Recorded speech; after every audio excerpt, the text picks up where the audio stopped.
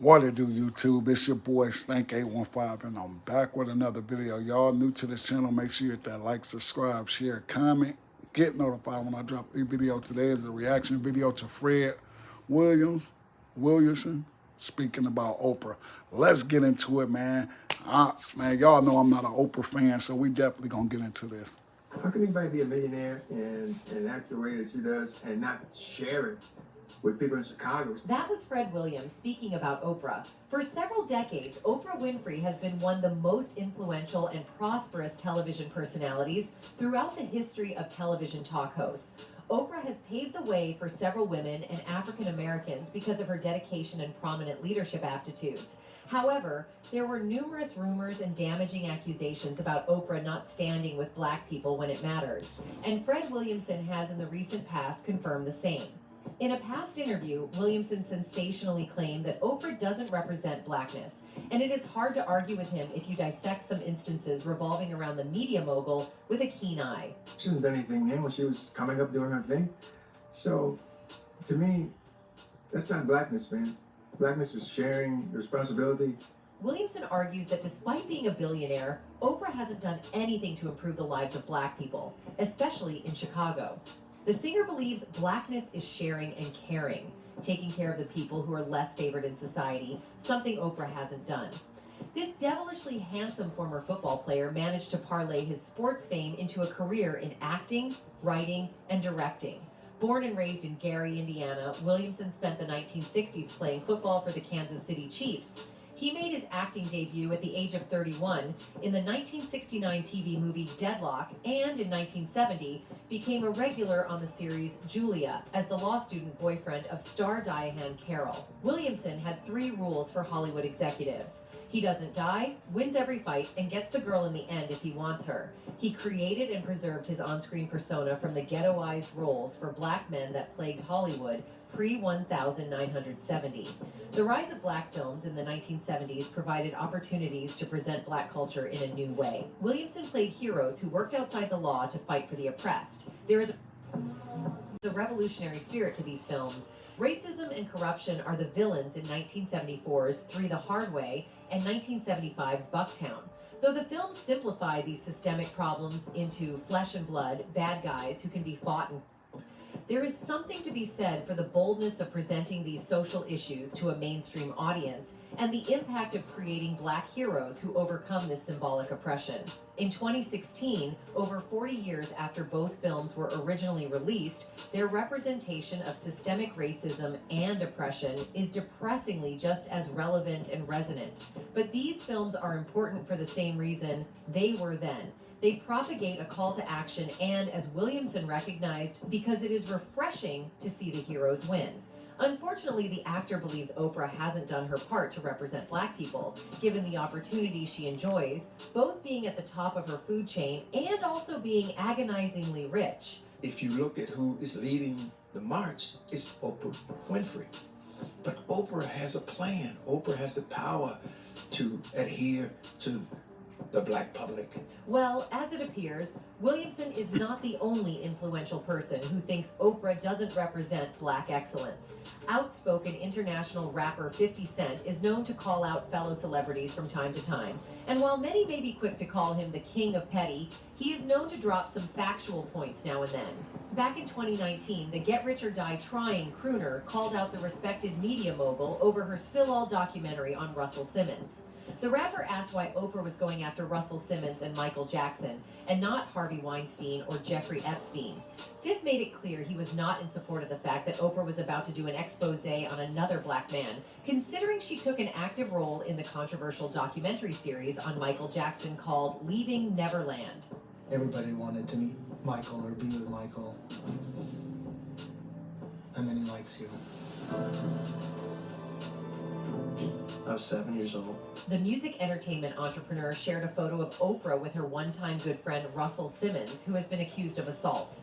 He noted that while white men facing similar accusations go unnoticed by her production interests, the media mogul seems to be going after Black men.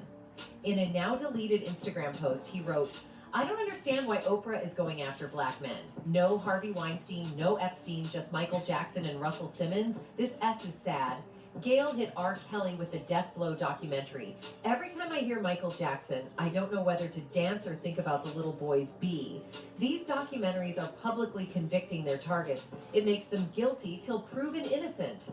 In another post, the rapper turned film producer shared a photo of powerful black men and powerful white men who have been accused of assault and have been known to be affiliated with Oprah. 50 pointed out that the black men were sent to jail while the white men were still free. He wrote, "You think Oprah don't notice how this S is playing out?" Back in 2008, 50 Cent had seemingly dissed Oprah in an interview with the Associated Press. He complained that she rarely invites rappers on her talk show.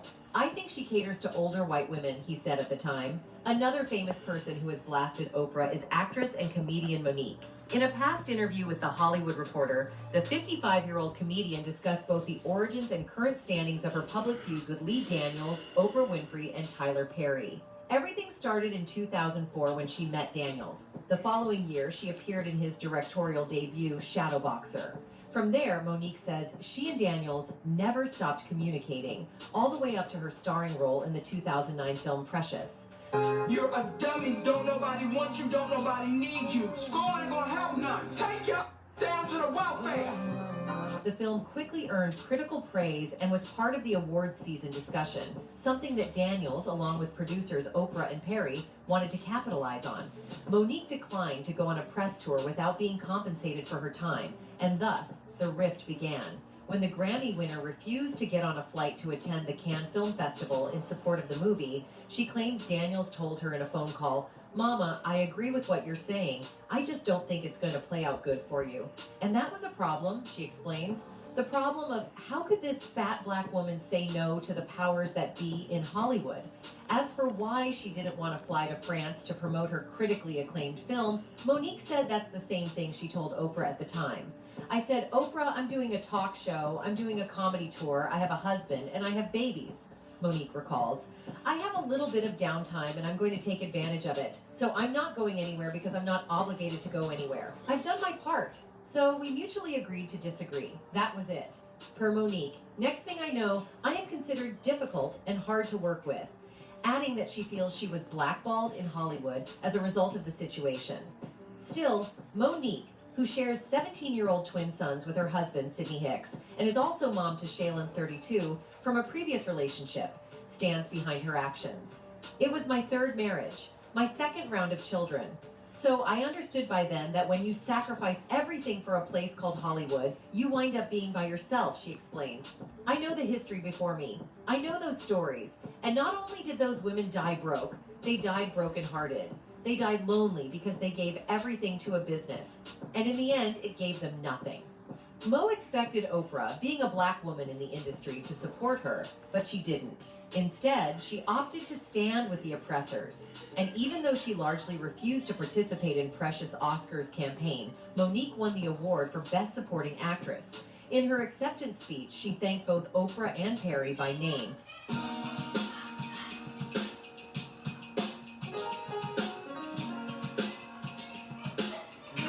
Tracy!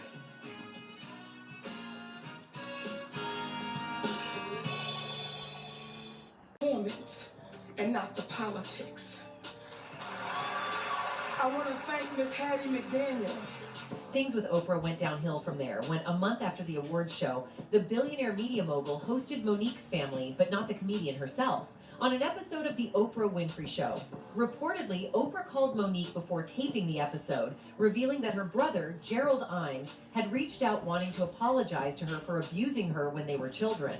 Mo told Oprah she wanted no part in the episode, but gave her okay for the taping to go forward.